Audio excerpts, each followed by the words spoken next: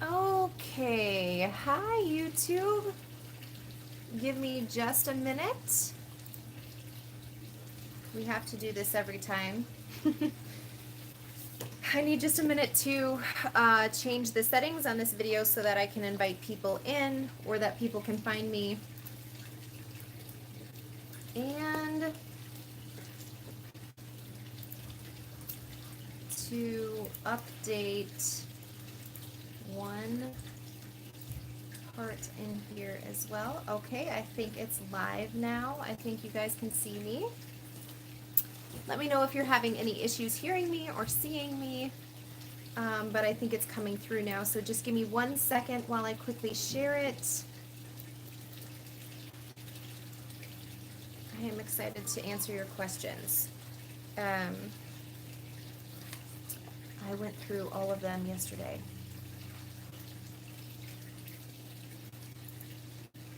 So, okay, I think I'm ready to start now. All right, hi, welcome. So because of the quarantine, I believe more people are at home, and so more people are being able to kind of take a look at what's going on in their lives. Hi there, good morning. Thanks so much for tuning in. So, yeah, because of the quarantine, I've been getting a lot more questions that I just do not have time to sit down and respond to each one to. So I wanted to do a Facebook or a YouTube live. That way I can answer as many questions as possible. And if you have questions, go ahead and put them in the comments. And I have my assistant who is ready to relay them to me because sometimes they get taken away before I can have a chance to look at them. So I want to make just a couple of quick announcements before I get started because I kind of want to get into a rhythm and not have to break it. So first of all, I've been running a pay what you want sale on a new product from my shop every day that this quarantine has gone on, and I'm going to continue to do that. And I just want to make sure that everybody is aware of that. So you can pay whatever you want for the product, and this week's product is something called the Reset.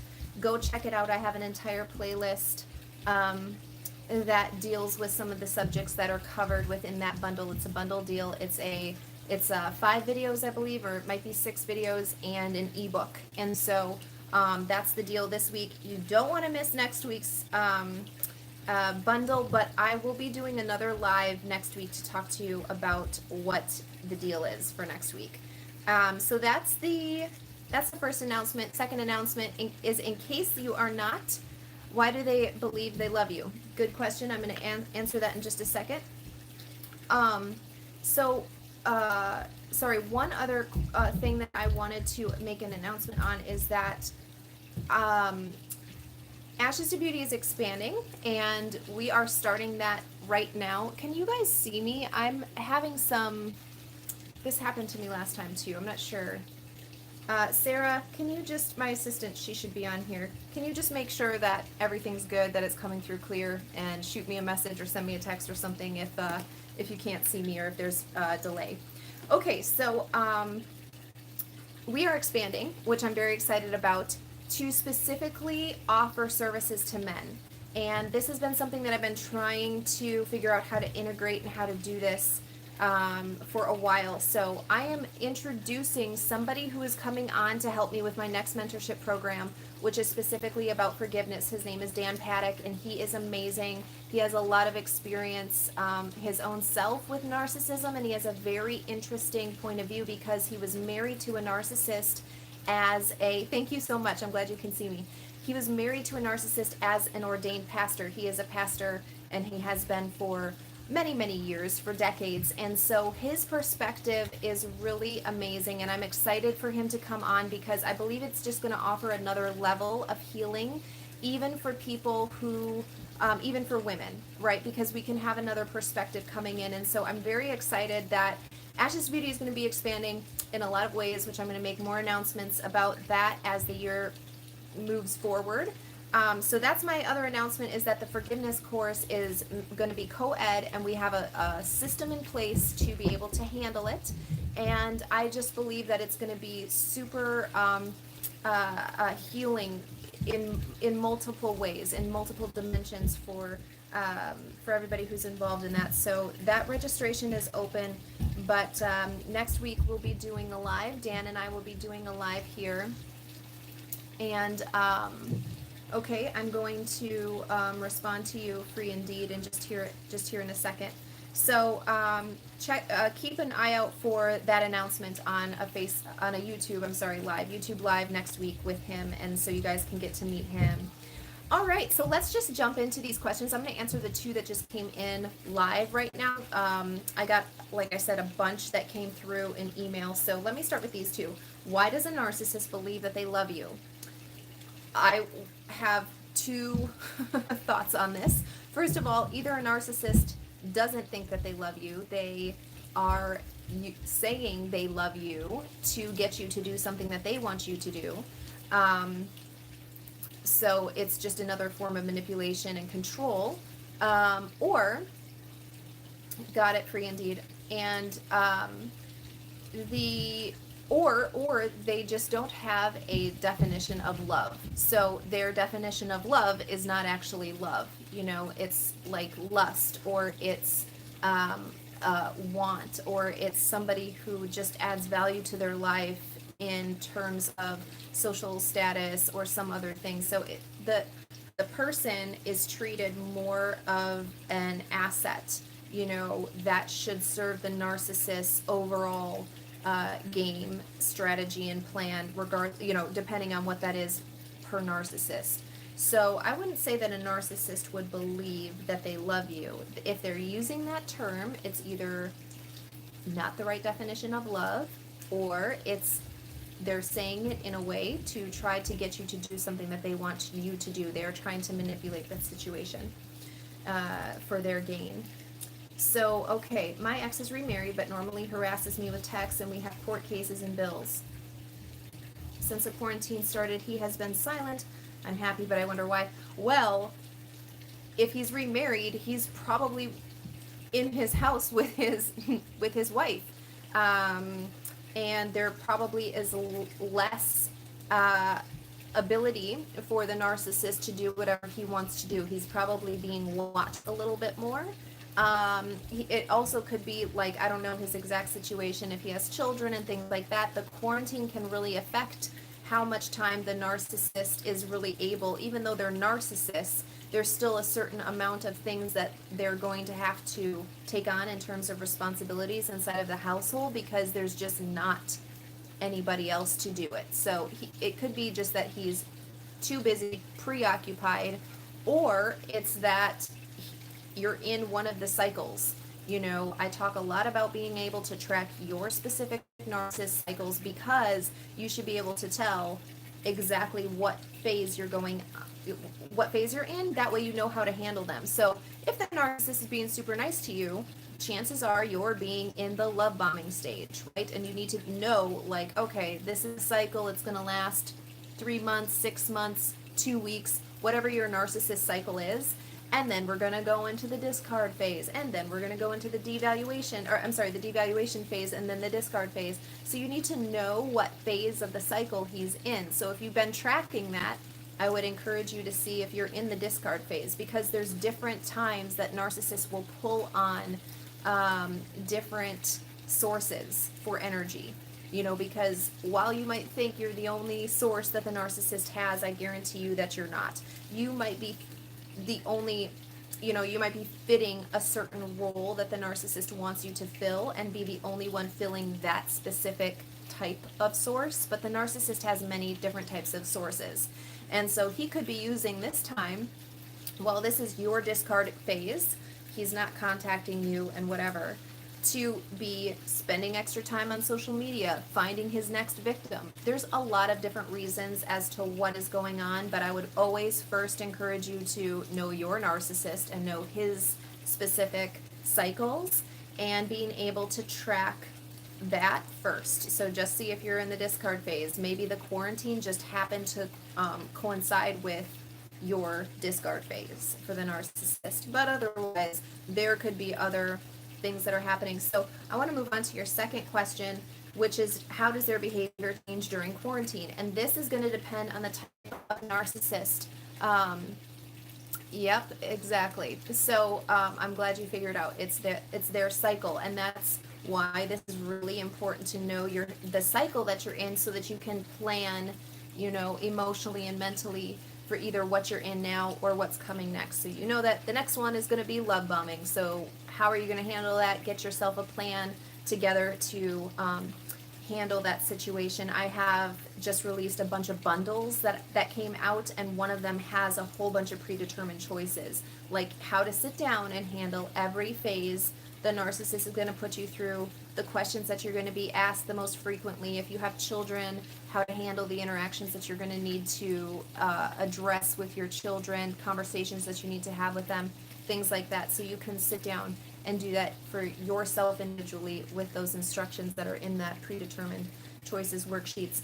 I did a YouTube live on that maybe last week or the week before. So if you haven't seen that, you can go check that out, and that should help you too.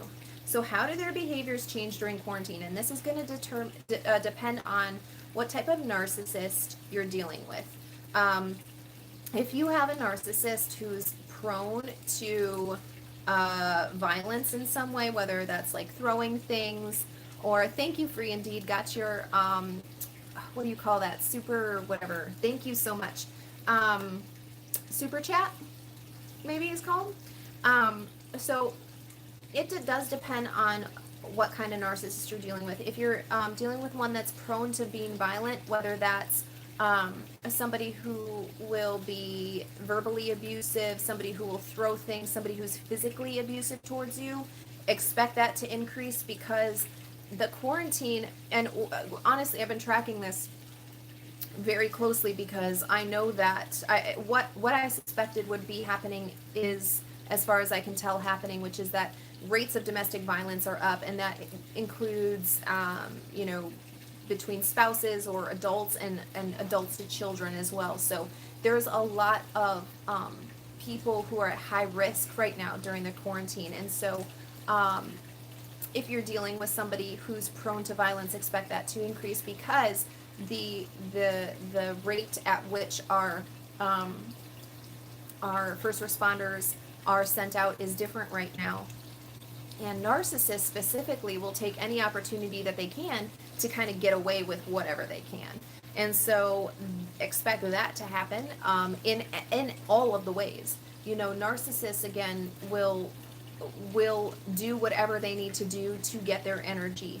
And so I was talking with a friend yesterday who was saying that they went to Target to get something, and they had like very specific places for them to all stand, and instead this guy was like, no, I'm not doing that. And he just went and cut in front of everybody, not even caring about social distancing and the fact that they had a line going and a whole system in place to make sure people didn't get contaminated or touch anything else that somebody else had done.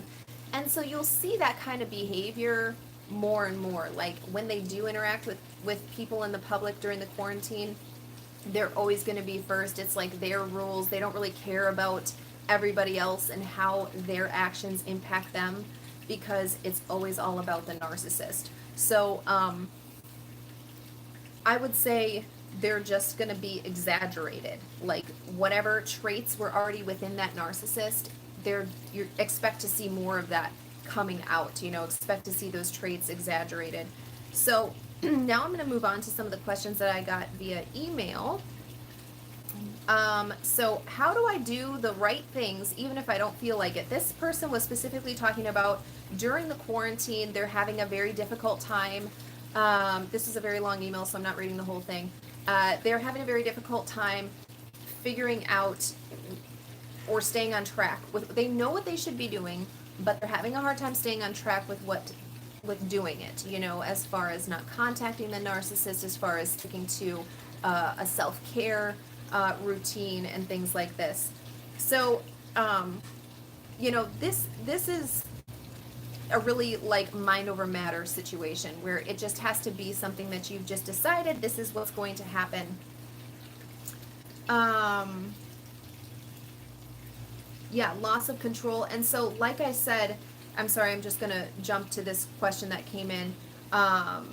covert, cerebral, pastoral narc during quarantine. Loss of control is probably a thing, right? So, as I said in my previous answer, which is that whatever they are, expect to see that heightened. Narcissists are always all about control. They believe that they can control every single thing that happens in their life, every interaction that they have, the way that people, message restricted. Why? I'm sorry, I don't know why Facebook or why YouTube did that. I don't know why message is restricted. But try wording it a different way and then see if it'll come through. Or was it that message? Anyway, yeah, so those traits are going to come out even more enhanced because they are losing control, because they can't control. And so, like, the example that my friend was telling me yesterday with the guy who cut in front of everybody at Target, it's like the narcissist is going to find ways to still make it about them and to, again, they don't care about what happens with everybody else. Like, there's a reason that we have social distancing in place right now, and the narcissist is not going to care about that. The narcissist is still going to do what they want because this is, first of all, giving them energy. They get to control the situation, and that's ultimately what they're after because that gives them energy, and that comes down, that's all it comes down to with every interaction that they have ever with every person. But also it's to, like, demonstrate it to other people that they have control. So while the rest of y'all might be losing control, not the narcissist, they're still in complete control. It's all about the facade that they have. And so being aware of the way that the narcissist thinks, and how those thoughts will translate into behavior, definitely something that is important during this time. So I'm going to get back to this question that I was asked about. I don't always, how do I do the right things even if I don't feel like it? This is really a mind over matter situation. Like, you need to be disciplined to doing what you are doing. You know, it's like, I don't always feel like getting up in the morning and going to work, and yet I still do it. I don't always feel like eating a salad. Sometimes I feel like eating all of the pizza, but guess what? I still make myself the salad.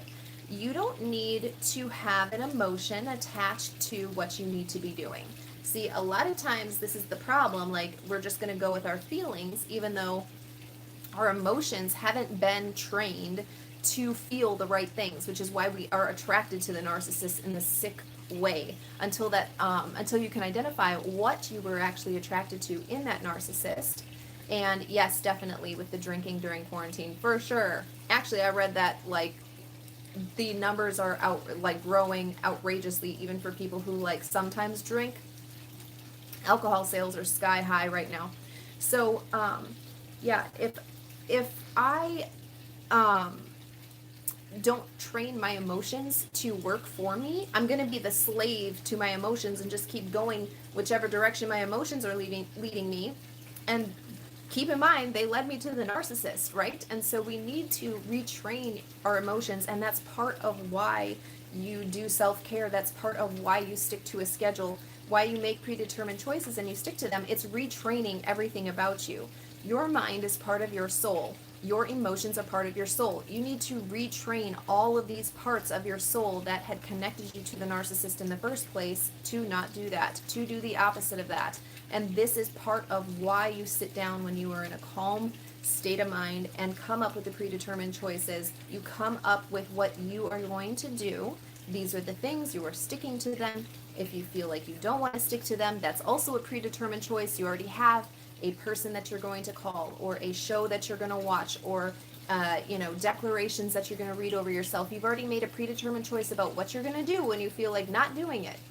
And this is just part of sticking to this pattern, sticking to this schedule until your emotions and your mind are renewed to the place where you can trust what you are feeling, where you can trust that your emotions are not leading you off the wrong path, but they're guiding you deeper into your purpose and your destiny. So, yeah, stick to it. I don't feel like getting up and going for a run every morning, and I still do it. You know why? Because I know that that missing the run is going to make me feel far worse than if I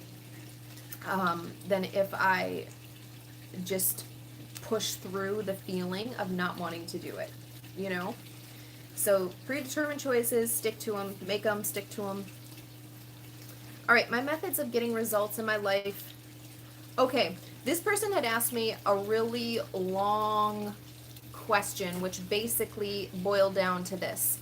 This person is saying that they cannot afford a therapist or a life coach to help them with their recovery process. And we're basically using this as an excuse for why they are not progressing or making more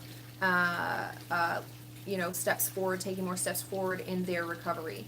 And to that, I want to just say, like, the methods that I use don't necessarily mean the methods that I use get me results. That doesn't mean that you can't get results in another method. So, for example, if I want to lose weight and I hire a personal trainer, that is one way that I could go about losing weight. That is the method that's going to work for me, so I'm just going to do it. That doesn't mean that somebody can't lose weight on their own. It means that they need to employ different methods to get the same result. So you can go on Pinterest, for example, and find yourself some workout plans, easy workout plans that you can do at home. You can meal plan. You can meal prep. You can get yourself a support group, join an online Facebook group who can come alongside of you and support you during your weight loss journey. You can find other people who have the same goals as you and do a weekly check-in call or whatever. I mean, there's a million things that you could be doing. I don't mean to sound like a little irritated with this question, but I am kind of irritated with it only because I have so much free information out there, and there's tons of free information on narcissistic abuse and recovery. But people take it at face value. So I could give you all of the information.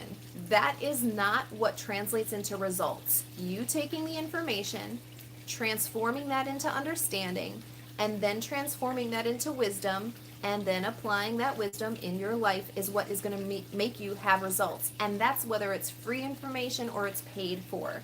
It doesn't really matter. And I have lots of videos where I talk about this. If you go through my Spirit, Soul, and Body playlist and check out any of the videos that have to do with information and knowledge and things like that, I've talked about this extensively because I've noticed that somebody will be saying like, hey, I watched your video on whatever topic, and that didn't happen for me. What you said was going to be the outcome wasn't the outcome for me. And it's like, okay, well, did you do what I said in the middle of the video? Like the other 15 minutes, the majority of the video, did you do those things? And if you didn't do them, and if you didn't do them for at least 6 months, what do you want? Like, this has been a process. I am sharing with you years of experience and implementation. And if you expect to get results overnight, like, I'll pray for you about that, and I hope that you do get that, but I doubt it, because there's a deep-seated issue for why you were attracted to the narcissist in the first place, and that root needs to come out. So the effects of everything else, like whatever happened to you while you were with the narcissist, any abuse and betrayal that you may have suffered during that time, all of that stuff is secondary effects. And so you need to be able to take what I am giving to you, again, whether it's free or paid, and not just me, like anybody. This question was addressed to me, and so this is why I'm answering it. But you need to be able to take it and find the method that it works for you at. Maybe I'm telling you, even if you're a client, and I'm telling you, hey, why don't you do X, Y, and Z? And you're like, yeah, I don't really learn that way, but you know what? I liked what you said about needing to address that thing, so instead of doing A, I did B. And that still got me the same result of C. That's great. We're all made differently, and so on my Be Your Own Life Coach playlist, I have a bunch of videos that talk about your learning style and how to identify it, how to know yourself and the way that you were made, how to honor the way that you were created, and absorb information through those means. Just because I love to read doesn't mean you may love to read. Maybe you're like, I'm not going to read that book, but I'll listen to it as an audiobook. I'm not going to sit down and read it, but I'll listen to it as an audiobook. Great. We're still getting to the same endpoint, which is that I've retained information through reading a book, and you've retained the information through listening to it as an audiobook. It doesn't matter the method, we're trying to get to the results. And so if you can take what I am saying and apply it to yourself, again, you must know yourself. You must know your baseline. You need to know your own specific goals, your specific purpose. What are you doing here on earth? You need to know all of those things about yourself, and then every single thing that you learn should somehow fill in the gaps for those things. It should be adding value into all of those areas of your life. And so the way that that happens is individual for each person, because we're not all the same, praise God.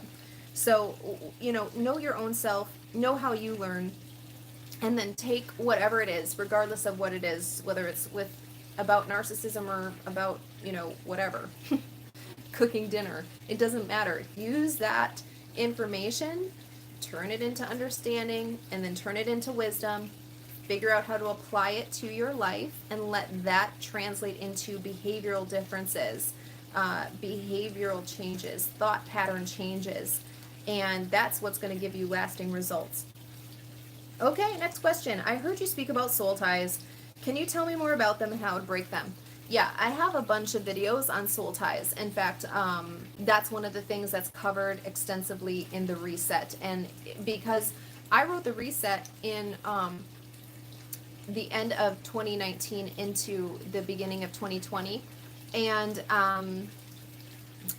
I really felt like that was one of the things that was just put on my heart so strongly, was about breaking soul ties in the proper, appropriate manner, because there's a lot of information out there about soul ties, and not all of them are going to help you really truly remove that tie that you have with a person, place, or thing that shouldn't be there anymore, that isn't serving you anymore. And so I cover that extensively, but I do have video in the reset. I have a whole chapter in that book about it, and I have another very in-depth video about it with a bunch of other resources. But on my YouTube channel, also I have a playlist called The Reset. These are two different videos. So I did a bunch of free videos, and then there's the paid videos that go in the bundle. They don't overlap. But you can find the some videos on soul ties in that one, and also in my Body, Soul, and Spirit playlist I have some about soul ties. So please check those out first, because this is a very general topic.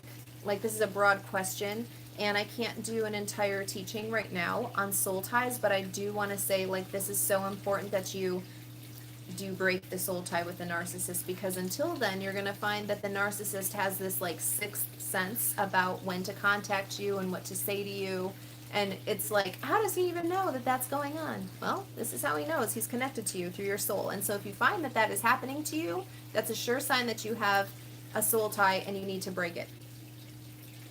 Do narcissists know why they are immature? Do narcissists know why?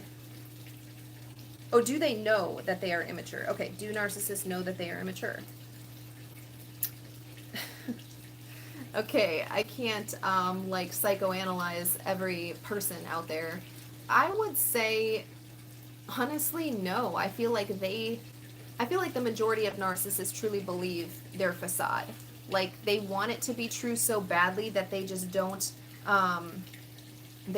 allow any other thought that would contradict that to come into their minds. So I don't think so. I guess I've never really thought about it though. Moving on.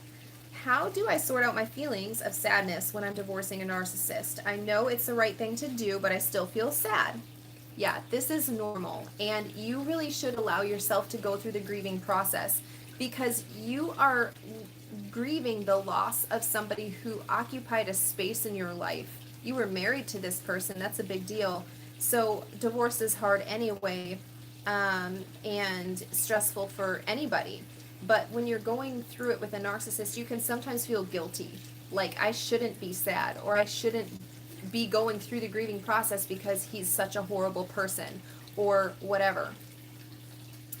I'm going to answer you in just a second, Free Indeed. And so you're going through all of this, like internal struggle about whether or not you should feel guilty, whether or not you should feel sad, and you want to hate them, and yet, you're still feeling sad sometimes when you think about them, and you're wishing that the relationship would have lasted and whatever. It's okay to grieve the relationship ending. It's okay to grieve the loss of somebody who was taking up that space in your life, and your hopes for that relationship dying. Those dreams that you had about that marriage when you entered into it aren't going to happen anymore. And so grieving the loss of those things is still a necessary process in this whole healing journey that you're taking. So allow yourself to feel those feelings. Don't try to stuff them, because that will cause a bunch of other issues later on, and this is how triggers happen and things like that. So really just allow yourself to sit and feel those feelings and really get to the root of what you're actually grieving. If you watch my other video that I did about quarantining and how this can actually really help your abuse recovery journey, go check it out. It's on my Facebook. It's on my YouTube channel. I talk about this little exercise that you can do, and in fact, I think I'm talking about it tomorrow morning in my Instagram stories. It'll be there, and if you're subscribed to my mailing list, you'll get it in an email tomorrow morning as well. But this activity you can do really quickly whenever you start to feel that way, which is just whatever troubling feeling or thought that you're having comes to you. Ask yourself why to that initial thought or that initial feeling. Why? Get the answer. Then ask yourself why again. Get the answer, and do that 5 times. So ask yourself why 5 times. And by the time you get to the 5th one, you should have the true root of that. And then from there, you're able to take that answer and really deal with the root issue. So if it's like, yeah, no, I just really wanted to be married. I had really hoped that I would be married one time, and, this person would be with me for the rest of my life or whatever. You can really identify, like, this is the thing that's causing me this issue, and then do whatever you need to do. I've heard people having like funerals for their weddings, and writing down like all of their hopes and all of their dreams, all of their expectations that they had when they entered into the marriage, and burying them or letting them go into the water. So whatever activity is going to do it for you. If it's just like, oh yeah, that's the root of it, and that's enough for you, great. If you need to do something physically to release that relationship, then by all means, please do it. So I had another question come in. I still have my wedding ring. Should I get rid of them? Yes, you should get rid of them. I will say this. I'm posting about this, I think, in a couple of weeks. I just got through looking through my social media posts for the next couple of weeks, because I schedule them out. Outside spaces reflect inward places.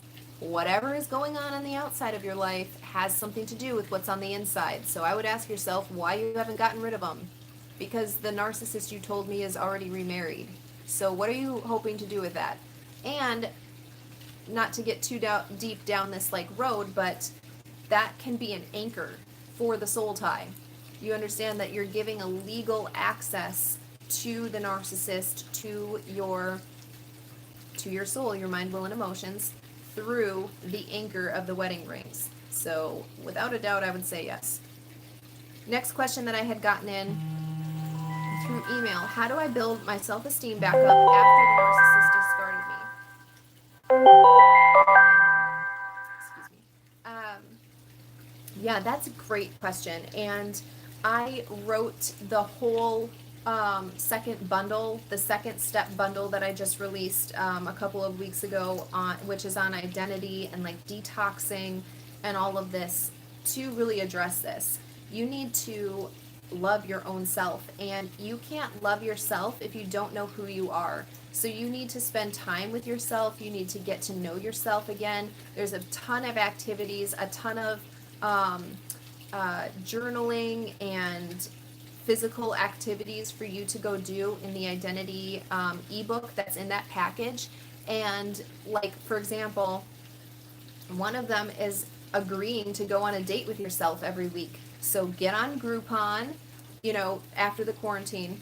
But you can still do this in ways even through the quarantine. Like, let me just finish my thought. So get on Groupon, find a thing you want to do, go to a pawn shop, put them on whatever.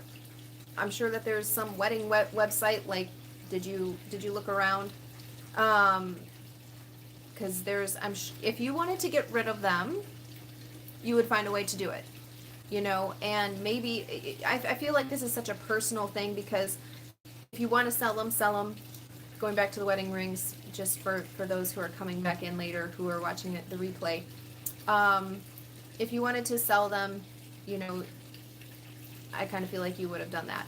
If you feel like you're not supposed to sell them, do the thing that I was talking about earlier, where you have a funeral for your wedding and what would have come about from that.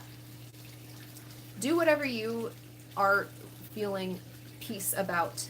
This is a very personal issue, but you need to get rid of them. So you can look around for that. Okay, building self-esteem back up. So, for example, go on Groupon. You can find tons of activities to do on there for very inexpensive. Agree to pick one of those every week. So go do the painting and wine class, or go do rock climbing if you're more outdoorsy. They even have some that are like mystery ones. So you just show up and you get whatever you get when you get there, which I love those. I've never had a bad experience doing that. During the quarantine, like, think about it. Like, what kind of things would you like to do? The masterclass series are having lots of promotions right now, where if you buy one, you can get one free. So think about things that you want to learn about. Think about things that maybe you're not even sure that you're interested in it. Give it a shot. Try it. There's lots of free programs like that on YouTube. So, maybe just try like a new working out person, the YouTube person who does like the workout on the channel. Find a new one and just try new things, and get to know yourself. Like, did I like that? Did I not like that? And I have a whole tracking activity for you in that identity rehab book that's in the second bundle, so that you can keep track of, like, oh yeah, I love that, and I want to come back to this. And you can just experience that, but you need to know who you are so that you can develop love for yourself. The way that you love yourself is the way that you are teaching other people to love you. So if you don't know who you are, and you just kind of go with the flow, and everybody... Okay, I'll come back to that comment in a second. And yeah, if you don't know who you are, you're just going to go along with the pace or the flow of everybody else who's around you. And that really leaves you without an identity, without a true sense of who you are. And you're going to keep getting what you've been getting if you're going to continue doing that. And so it's really important, again, to know who you are and to fall in love with yourself for who you truly are. Be true to yourself. Again, honor the way that you were created, and expect others to do the same. Now, going back to the wedding rings again, my pastor told me that after I prayed the prayer, they shouldn't have a hold on me, but I think they might. They absolutely do. There's no way that you're going to get around that. You need to get rid of them. You said that you want to get rid of them. So what is stopping you from getting rid of them? And ultimately, I would ask yourself why 5 times to that question and get to the root of that. Okay, you guys, I think that that's going to be all of the questions that I'm going to answer today. We're almost at 45 minutes, and I think that that's long enough for today. And I have more questions, so maybe I'll do this again in a couple of weeks.